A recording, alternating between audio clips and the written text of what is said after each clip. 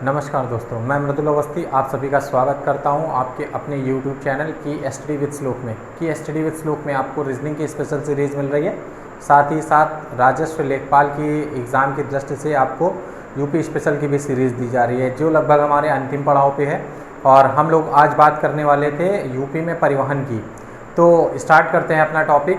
सबसे पहले बात करते हैं उत्तर प्रदेश विशेष में हमारा जो टॉपिक है, उत्तर प्रदेश विशेष, ये हमारी सीरीज चल रही है। ये पार्ट 5 होगा आपका। और इसकी अगर हम बात करते हैं, क्योंकि इसके 6 टॉपिक हो चुके हैं, मतलब उसमें 2 टॉपिक आपके नदियों से रिलेटेड थे, जिसमें यूपी की प्रमुख नदियों के साथ साथ भारत की प्रमुख नदी गंगा नदी तंत्र के बारे में आपको जानकारी दी गई थी। आज जो हम बात कर रहे हैं उत्तर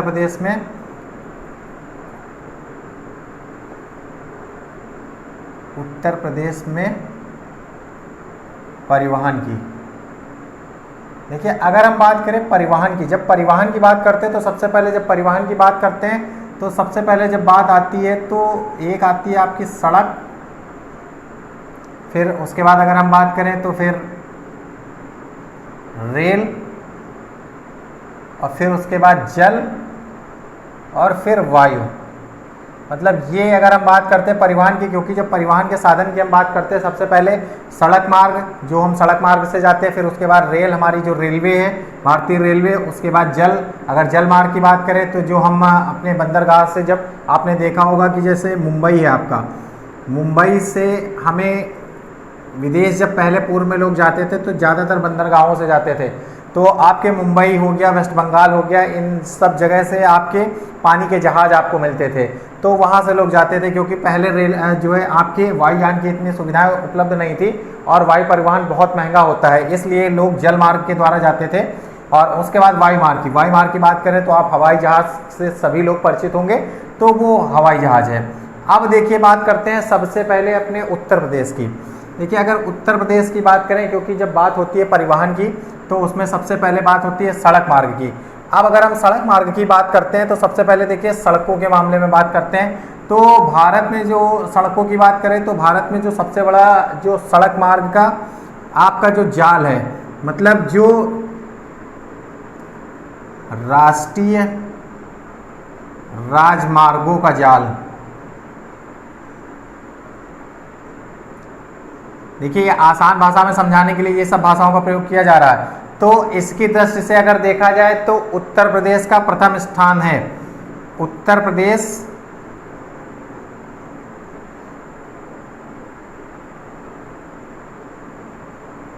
प्रथम स्थान पर। देखिए, पूरी लंबाई की सारी बात करेंगे, क्योंकि चीज़ें बहुत ज़्यादा क्लियरली लिखनी है, तो हर चीज़ आपके साथ शेयर करूंगा मैं कि कौन कौन सी चीज़ें आपकी परीक्षा की दृष्टि से इंपॉर्टेंट है।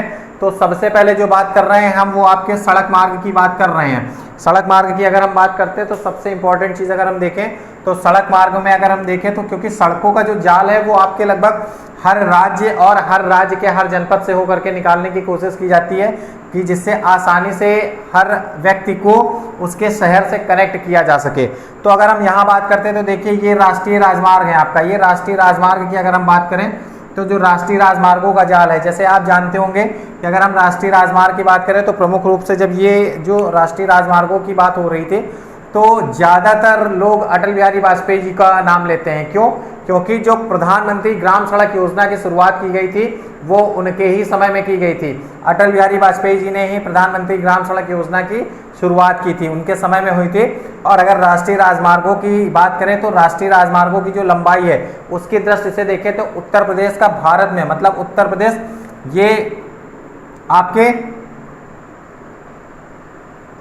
भारत में, उत्तर प्रदेश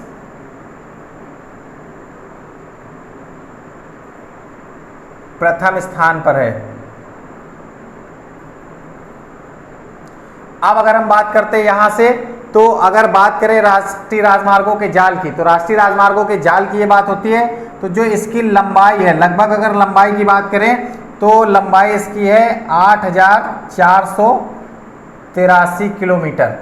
ये लंबाई जरूर याद रखिएगा, क्योंकि अक्सर ये पूछ लिया जाता है कि यदि लंबाई की बात करें तो राष्ट्रीय राजमार्गों के जाल में लंबाइयों की दृष्टि से उत्तर प्रदेश का कौन सा स्थान है, तो उत्तर प्रदेश भारत में प्रथम स्थान पर है। और अगर इसके बाद हम बात करते हैं, देखिए यहाँ पे उत्तर प्रदेश प्रथम है।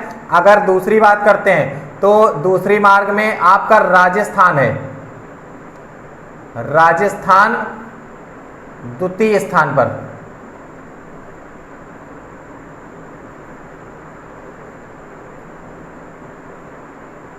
कितनी है? 7,886 किलोमीटर। ये याद रखिएगा ये फैक्ट, क्योंकि फर्स्ट और सेकंड रैंक अक्सर पूछ दी जाती है कि सबसे बड़े, अगर बात करते हैं इसकी कि राष्ट्रीय राजमार्गों की बात करते हैं तो राष्ट्रीय राजमार्गों का जाल जो है वो उत्तर प्रदेश में सबसे ज्यादा। कितनी लंबाई? अगर लंबाई की बात करता है तो 8,483 किलोमीटर लगभग। कुछ जगह ये 8,482.4 भी लिखा हुआ होता है, लेकिन हम 8,483 को ही वास्तविक आंकड़े मानते हैं। और उसके अलावा अगर हम बात करें, देखिए ये उत्तर प्रदेश आपका प्रथम स्थान पे है, जबकि राजस्थान आपका सेकंड स्थान पे है। तो ये चीज आपकी स्पेशल है। अब सड़क परिवहन की बात करते हैं, तो अगर कुछ विशेष बात करें तो यहाँ से देखिए ये चीजें जरूर नोट डाउन करते रहिएगा, क्योंकि लगभग हम यूपी स्पेशल में अंतिम पड़ाव पे हैं। तो जब सड़क की हम बात करते हैं तो सड़क की अगर शुरुआत की हम बात करें, जो सड़कों के राष्ट्रीयकरण की शुरुआत हुई थी वो आपके, अगर हम बात करें सड़कों के राष्ट्रीयकरण की, तो 15 मई 1947। ये चीज याद रखिएगा 1947, क्योंकि 15 अगस्त 1947 को भारत देश स्वतंत्र हुआ था। तो 15 अगस्त 1947 को ये हुआ था आपका परिवहन का राष्ट्रीयकरण।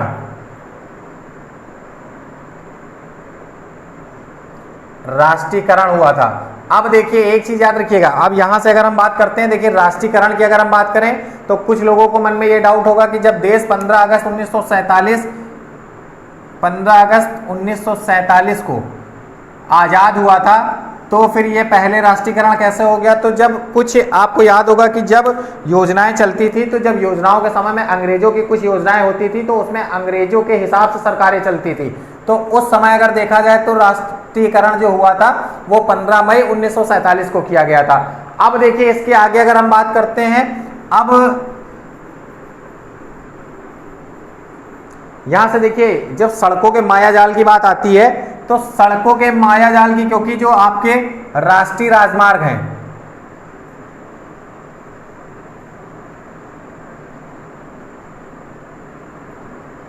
अगर हम राष्ट्रीय राजमार्गों की बात करें, देखिए तो राष्ट्रीय राजमार्ग भी बनेंगे। अब इनकी देखभाल कौन करता है, तो सबसे पहले बात करेंगे इनके देखभाल की। तो राष्ट्रीय राजमार्ग की जो देखभाल करता है वो NHAI ये आपका करता है। अगर इसकी हम बात करें, देखिए NHAI क्या है, क्योंकि ये भारत में राष्ट्रीय राजमार्गों की देखभाल भी करता है और जो इसका निर्माण भी करता है वो इसी के अधीन जो एजेंसियां होती हैं, जो एजेंसियां यहाँ से रजिस्टर्ड होती हैं वही नेशनल हाईवेज का निर्माण करती हैं। और इसका अगर हम बात करें तो इसकी जो बात होती है भारतीय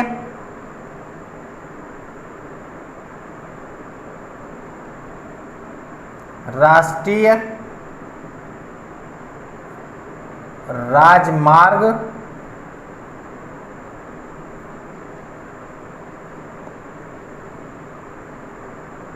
प्राधिकरण, ये है आपका NHAI। अब ये देखिए ये आपकी है, ये NHAI है। NHAI जो है वो आपके राष्ट्रीय राजमार्गों की देखभाल करती है। अब अगर हम यहां से आगे बढ़े तो आगे बढ़ने से पहले एक स्पेशल बात, देखिए यहां से अगर हम देखते हैं कुछ, तो राष्ट्रीय, देखिए अभी सड़क ही चल रहा है, सड़क के बारे में ही मैं आपको जानकारी दे रहा हूं। यूपी में जो सड़कें हैं, किस प्रकार की सड़कें पाई जाती है उनकी दृष्टि से।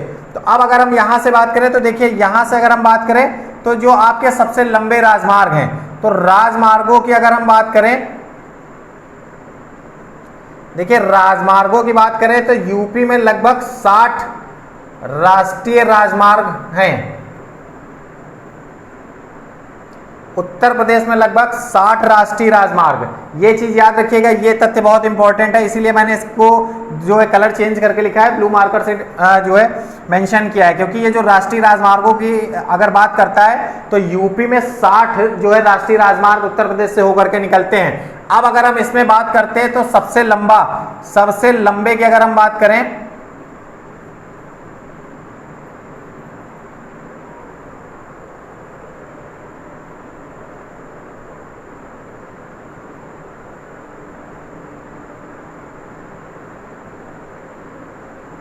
सबसे लंबा जो राष्ट्रीय राजमार्ग है आपका, अब अगर हम इसकी बात करें तो राष्ट्रीय राजमार्ग संख्या 2। अब ये मत सोचिएगा कि राष्ट्रीय राजमार्ग संख्या 2 भारत का सबसे लंबा है, ये आपके यूपी का सबसे लंबा है। अगर बात करें यूपी की तो ये यूपी की दृष्टि से सबसे लंबा है, जबकि अगर भारत की बात करेंगे तो भारत का सबसे लंबा राष्ट्रीय राजमार्ग 7 है, मतलब ये यूपी का है, जबकि 7 आपके भारत देश का है। अब अगर हम ये बात करें तो ये कहां से कहां तक है, ये आपका दिल्ली से कोलकाता, मतलब ये आपका दिल्ली से कोलकाता है, ये जो है यूपी का सबसे लंबा राष्ट्रीय राजमार्ग अगर हम बात करते हैं तो वो है हमारा राष्ट्रीय राजमार्ग संख्या 2 उत्तर प्रदेश का, जिसके जो कहां से कहां तक अगर बात करें तो वो है आपका दिल्ली से कोलकाता। अब बात करते हैं दिल्ली से कोलकाता, ये बात हो गई। अब जहां राष्ट्रीय राजमार्गों की हम लोग बात कर रहे हैं तो उसमें अगर हम बात करते हैं, देखिए तो उसमें है आपकी जो है भारत की, तो भारत के राष्ट्रीय राजमार्गों की अगर हम प्रमुख रूप से बात करें, उत्तर प्रदेश में लगभग 60 राष्ट्रीय राजमार्ग जाते हैं। अब अगर हम बात करते हैं, देखिए यहां पे ये आपका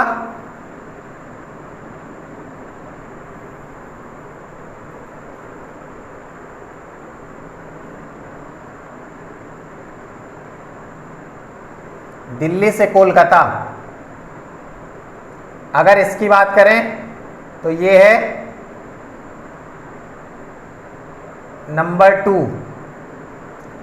नेशनल हाईवे नंबर 2। अब अगर हम इसकी बात करें तो ये है आपका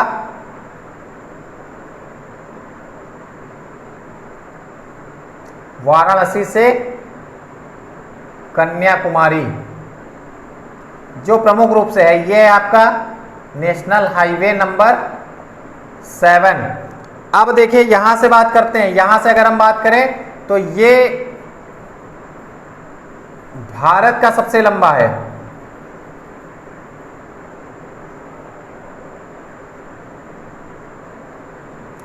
ये भारत का सबसे लंबा है, जबकि ये आपका उत्तर प्रदेश से गुजरने वाला,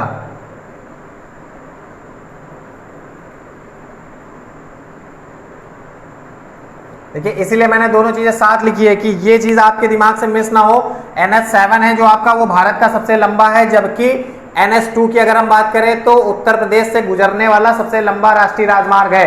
अब देखिए यहां से बात हो गई राष्ट्रीय राजमार्ग की। अब बात करते हैं, देखिए जो उत्तर प्रदेश का मायाजाल है राष्ट्रीय राजमार्गों का। अब अगर हम यहां से बात करते हैं उत्तर प्रदेश में परिवहन की, तो परिवहन में आपको सड़क मार्ग के बारे में मैं जानकारी दे रहा हूं। तो सड़क मार्ग में अगर हम बात करते हैं, देखिए सबसे पहले हम बात करेंगे अब यहां से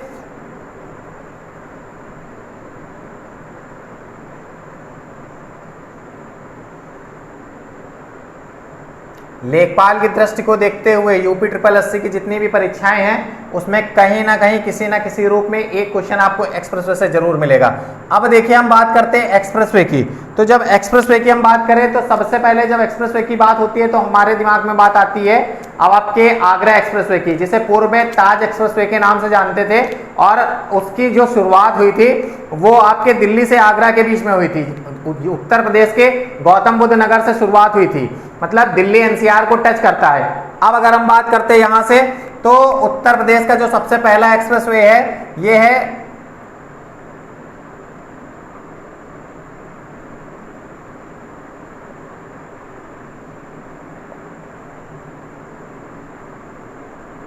ताज एक्सप्रेसवे। इसी को अगर हम बात करें तो इसी को यमुना एक्सप्रेसवे भी कहते थे।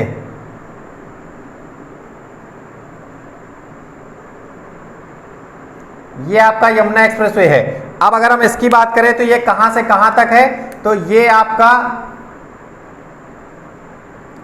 दिल्ली से आगरा के बीच लगभग 165 किलोमीटर, 165 किलोमीटर की डिस्टेंस है। तो ये अगर हम बात करते हैं, सबसे पहले उत्तर प्रदेश में अगर हम बात करें तो उत्तर प्रदेश में बनने वाला ये सबसे पहला एक्सप्रेसवे था, जिसे यमुना एक्सप्रेसवे के नाम से जानते थे, और पूर्व में इसका सबसे प्रचलित नाम जो था वो है आपका वो ताज एक्सप्रेसवे था। और ये कहां से कहां तक था, तो ये दिल्ली से आगरा के बीच बनाया गया था। अब अगर हम इसकी बात करते हैं, क्योंकि जो ताज एक्सप्रेसवे बना हुआ था इसी के जस्ट बाद उत्तर प्रदेश में जब बनाया गया था, तो जो आपका दूसरा एक्सप्रेसवे बनाया गया था वो था आपका आगरा से लखनऊ।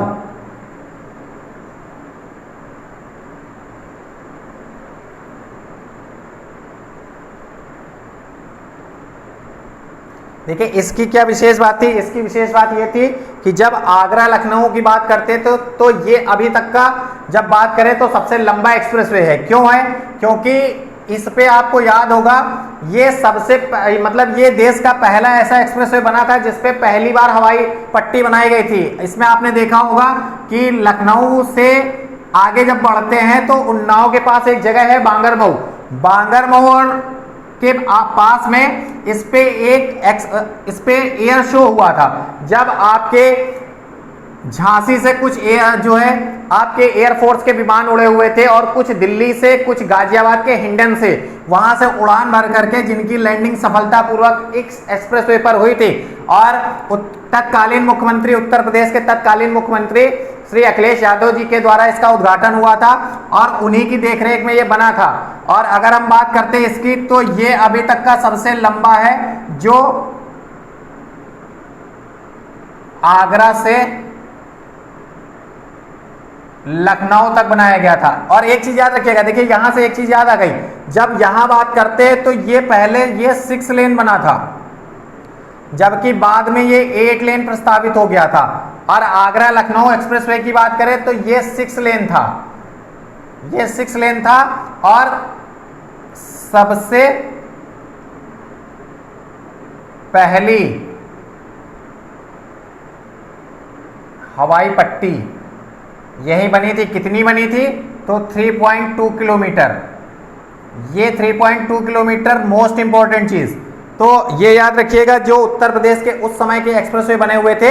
और ये आगरा के बाद ही, ये आगरा से जब आप लोग आगरा पहुंचेंगे तो ये आगरा से ही यहाँ पे ताज एक्सप्रेसवे में मिल जाता है। तो यदि आप लखनऊ से दिल्ली तक का सफर सुगमता से करना चाहते हैं तो लखनऊ से आप आगरा जा सकते हैं आगरा एक्सप्रेसवे के द्वारा, और फिर आगरा से आप दिल्ली जा सकते हैं ताज एक्सप्रेसवे या यमुना एक्सप्रेसवे के द्वारा।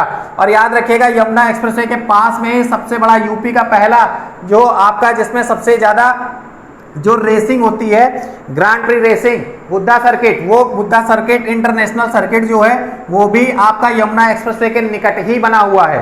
तो ये उत्तर प्रदेश के 2 जो आपके एक्सप्रेसवे हैं। अब इसके बाद करते हैं तीसरा एक्सप्रेसवे जो है आपका पूर्वांचल एक्सप्रेसवे। पूर्वांचल एक्सप्रेसवे के बारे में अगर हम बात करते हैं तो पूर्वांचल एक्सप्रेसवे कहां से कहां तक बना है, तो वो आपका लखनऊ से गाजीपुर तक बना है।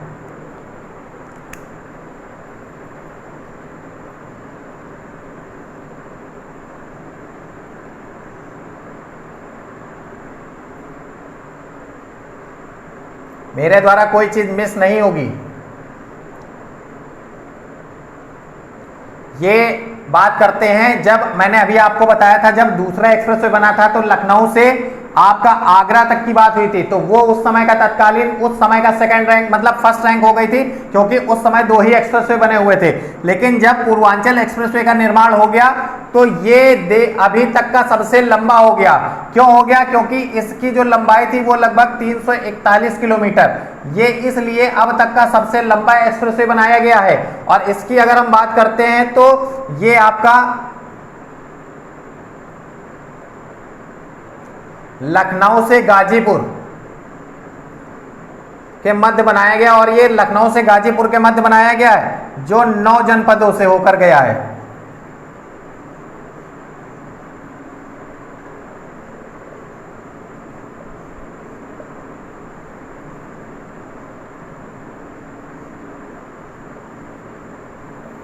ये यूपी के 9 जनपदों से होकर गुजरा है,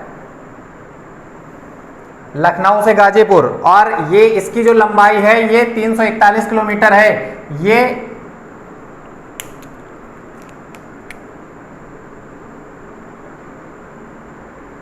अभी तक का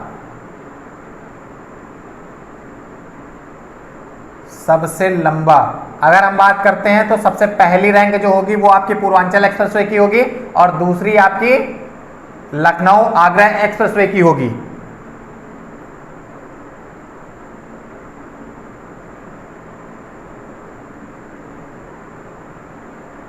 अब देखिए इसके बाद अगर हम बात करें सबसे बड़ी बात, क्यों? क्योंकि आज ही इसका उद्घाटन होना है देश के यशस्वी प्रधानमंत्री माननीय नरेंद्र दामोदर दास मोदी जी के द्वारा आज इसका उद्घाटन किया जाएगा, क्योंकि आज 16 जुलाई है और 16 जुलाई को ही इसका उद्घाटन प्रस्तावित है मोदी जी के द्वारा। कहाँ है?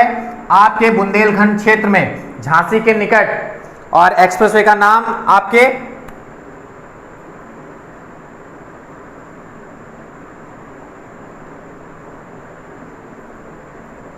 बुंदेलखंड एक्सप्रेसवे।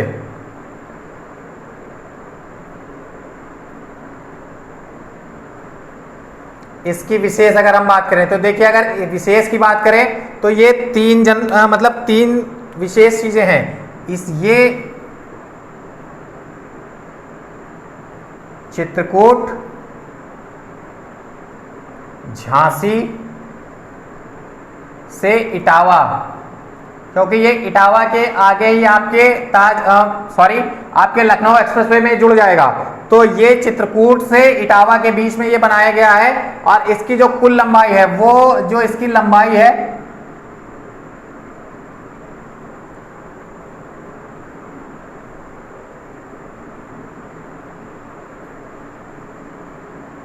लंबाई की अगर हम बात करें तो लगभग 299 किलोमीटर, क्योंकि ये 298.8 किलोमीटर है और इसलिए इसको 299 किलोमीटर माना गया है। और इसकी भी अगर हम बात करें तो ये भी जो प्रस्तावित है ये भी आपका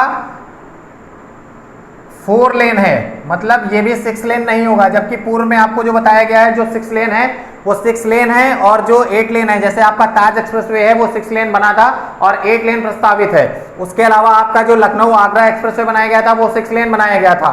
अब बात करते हैं देखिए इसकी लंबाई की। अब अगर बात करें तो एक चीज यहां से इंपॉर्टेंट देखिए हो रही है कि अब अगर हम बात करें, देखिए इसकी लंबाई थी 299, मतलब 298.8 किलोमीटर इसकी लंबाई है और ये 4 लेन का हाईवे आपका बना हुआ है और ये इटावा के बाद से आपका आगरा एक्सप्रेसवे में जुड़ जाएगा। इटावा के समीप एक गांव है, वहां से आगरा एक्सप्रेसवे में जुड़ेगा और ये 4 लेन बनाया गया। अब अगर इसकी बात करते हैं, क्योंकि जब इसका शिलान्यास हुआ था तो उस समय योगी जी ने इसका नाम अटल बिहारी वाजपेयी जी को समर्पित किया था।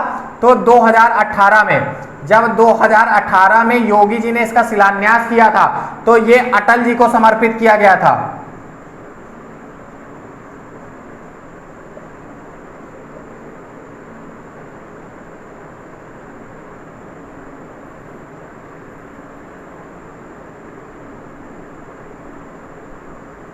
अटल जी को समर्पित किया गया था और इसका जो नाम रखा गया था वो नाम रखा गया था अटल पथ। ये उस समय की मैं बात बता रहा हूं, उस समय का सबसे इंपॉर्टेंट चीज थी, क्योंकि 2018 में ही योगी जी ने इसका शिलान्यास किया था और अटल जी को समर्पित किया था और उस समय इसका जो नाम रखा गया था वो अटल पथ रखा गया था। और अब बात करते हैं यहां से 16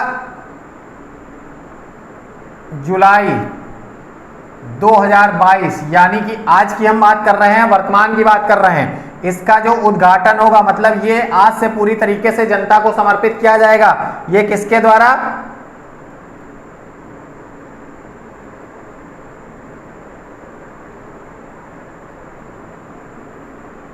प्रधानमंत्री श्री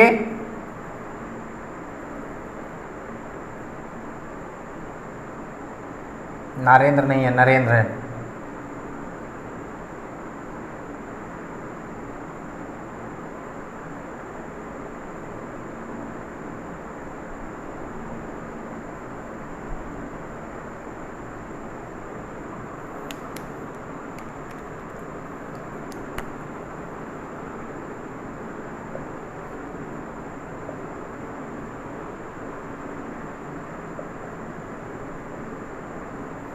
ये जनता को आज समर्पित किया जा रहा है। कुछ देर बाद मोदी जी जनता को समर्पित करेंगे, 16 जुलाई 2022 मतलब आज, और मोदी जी के द्वारा ये जनता को समर्पित किया जाएगा। तो ये है आपके प्रमुख जो है 4 एक्सप्रेसवे। अब 4 के बाद देखिए 4 एक्सप्रेसवे ये हैं जो देखिए ये यहाँ तक आपके 4 एक्सप्रेसवे हो गए और ये आज जनता को समर्पित कर दिया जाएगा। तो उत्तर प्रदेश में 4 एक्सप्रेसवे हो चुके हैं जो पूरी तरीके से जनता के लिए खोले जा चुके हैं। लेकिन अब यहाँ के बाद बात करें तो जो जिसके बारे में अगर बात ना की जाए तो शायद कुछ अधूरा अधूरा सा होगा क्लास में। क्यों? क्योंकि ये है परीक्षा की दृष्टि से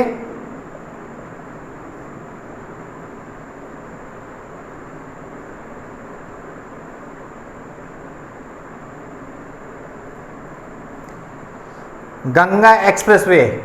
अब क्यों?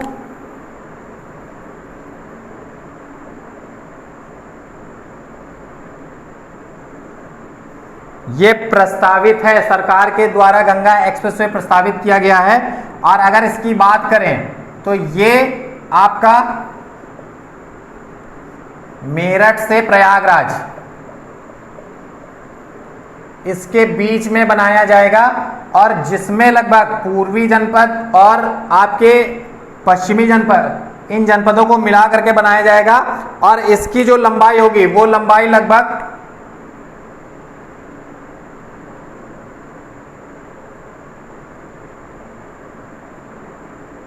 594 किलोमीटर इसकी लंबाई होगी। ये देखिए ये प्रस्तावित है, ये बना नहीं है, अभी इसका शिलान्यास होना बाकी है। तो ये गंगा एक्सप्रेसवे है जिसमें देखिए ये मेरठ से प्रयागराज के बीच में बनाया जाना है और जिसकी कुल लंबाई है लगभग 594 किलोमीटर जो कि प्रस्तावित है। अगर इस लंबाई की दृष्टि से देखा जाए तो ये अब तक का भारत का, ये बनने के पश्चात भारत का सबसे लंबा होगा, भारत का सबसे लंबा एक्सप्रेसवे।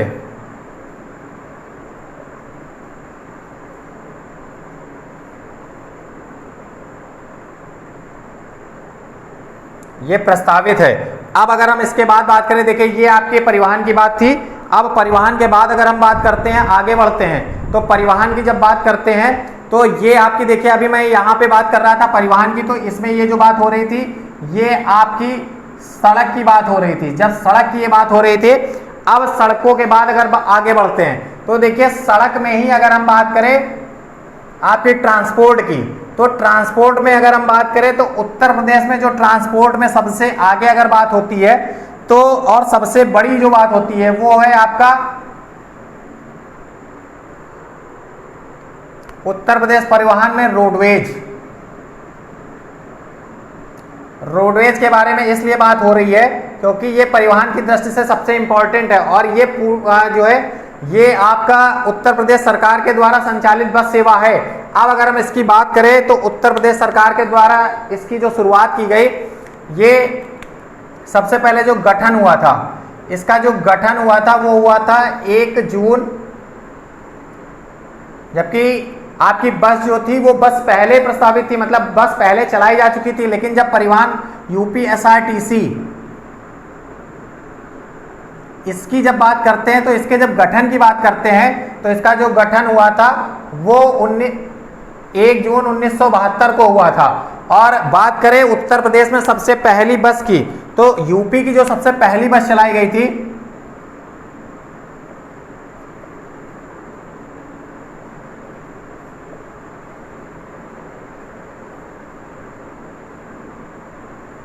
ये आपकी चलाई गई थी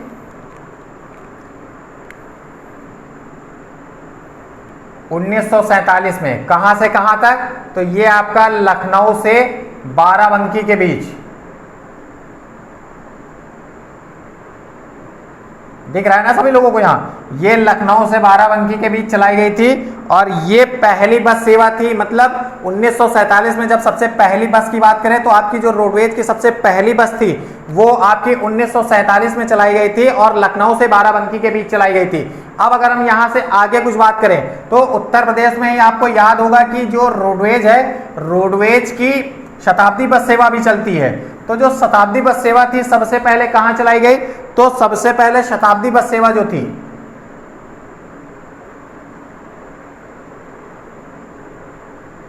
रोडवेज की बात कर रहा हूं,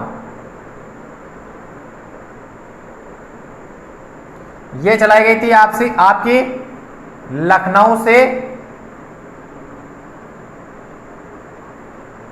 गोरखपुर के बीच में। ये लखनऊ से गोरखपुर के बीच में सबसे पहले शताब्दी बस सेवा चलाई गई थी। अब शताब्दी बस सेवा के साथ ही आपको याद होगा जब उत्तर प्रदेश में बसों की बात की जा रही थी तो एक्सप्रेस बसें, क्योंकि कुछ बसें ऐसी भी होती हैं जो नॉन स्टॉप चलती है, जैसे मान के चलिए आपको कानपुर से दिल्ली के बीच जाना है तो कानपुर के बस स्टैंड से जो आप बस लेते हैं तो उसमें देखिएगा कभी कभी बस में आगे नॉन स्टॉप लिखा होता है, तो उनकी नॉन स्टॉप सेवा होती है, मतलब वो नॉन स्टॉप चलती हैं। तो अगर नॉन स्टॉप की बात करें तो नॉन स्टॉप बस सेवा जो चालू हुई थी वो एक्सप्रेस बस।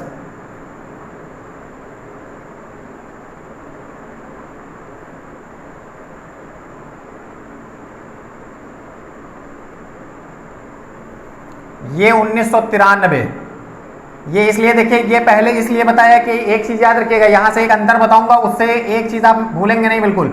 ये देखिए ये एक्सप्रेस सेवा है, एक्सप्रेस बस सेवा आपकी 1993 से प्रारंभ हुई थी, जबकि महानगर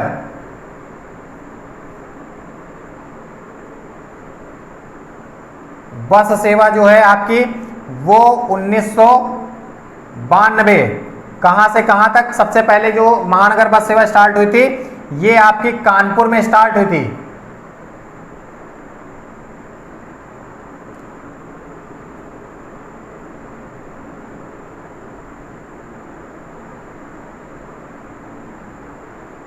क्योंकि आपका कानपुर महानगर है तो ये आपकी जो महानगर बस सेवा थी ये 6 जुलाई 1992 में कानपुर से प्रारंभ की गई थी। सबसे इंपॉर्टेंट चीज थी ये, इसलिए मैंने देखिए ये चीज पहले लिखी थी, ये चीज बाद में लिखी। क्यों? क्योंकि एक्सप्रेस चीजें आपके माइंड से नहीं मिस होती है, एक्सप्रेस चीजें आपको याद रहेंगी।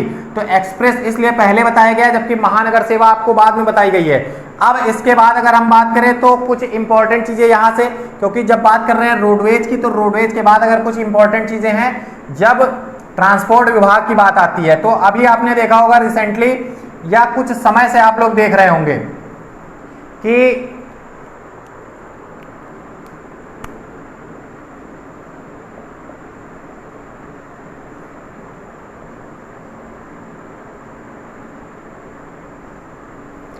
सारथी परिवहन सेवा, सारथी परिवहन सेवा एक पोर्टल है और इस पोर्टल के बारे में विशेष बात करनी चाहूंगा क्योंकि ये आपके इसलिए इंपॉर्टेंट हो जाता है क्योंकि आपको याद होगा कि जो हम लोग अपना डीएल यूज करते हैं, डीएल की अगर हम बात करें ड्राइविंग लाइसेंस, तो ड्राइविंग लाइसेंस जो यूज करते हैं उसमें देखिएगा एक चिप लगी होती है।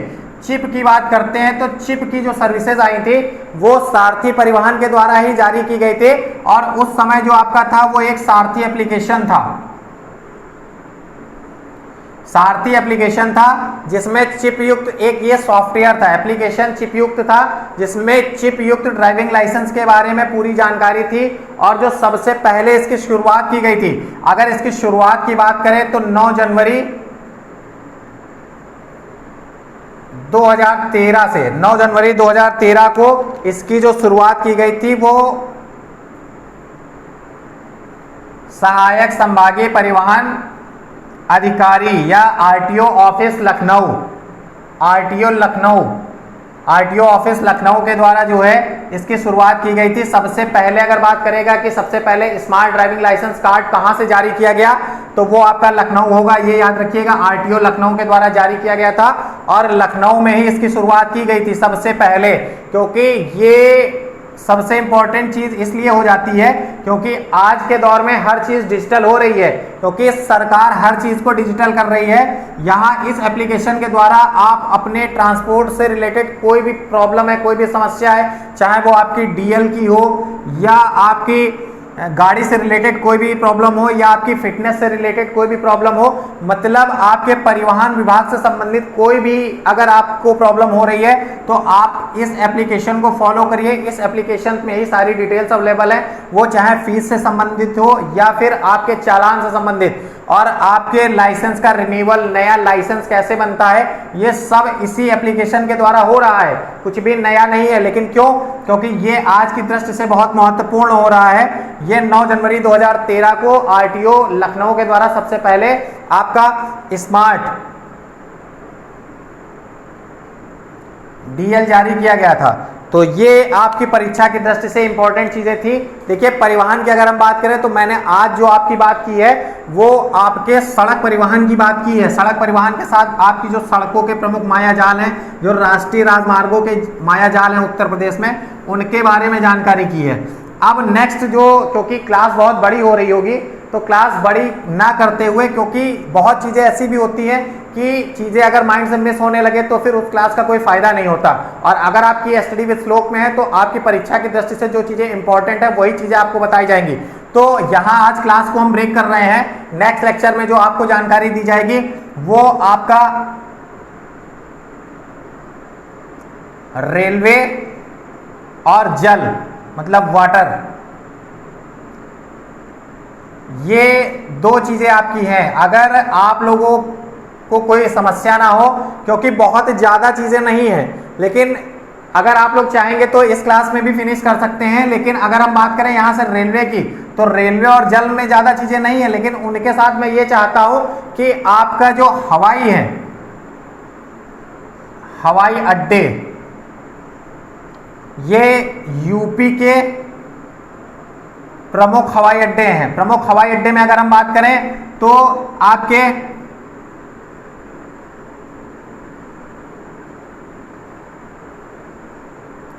अंतरराष्ट्रीय, राष्ट्रीय,